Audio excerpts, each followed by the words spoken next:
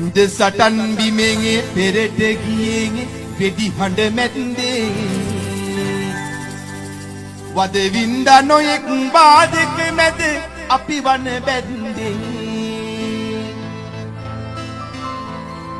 බොරු කකුල් රෝද පුටු පමණයි උරුමය ගුමුයේ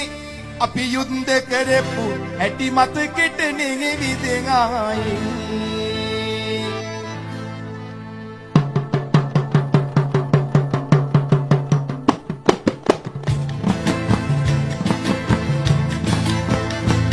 යාපනයේ කියන නගරෙ දුටුවේ සිටියම විතරයි ඒ කාලෙ විතර රටේ ඇසුන වචනය මුතුරයි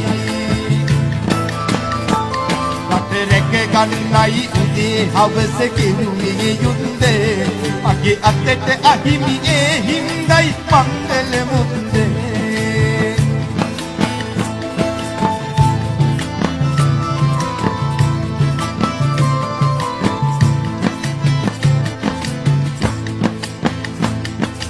ලස්සනට ඇඳලා මුදාරුවට පෙනෙන නංගි ඉස්සර මතකද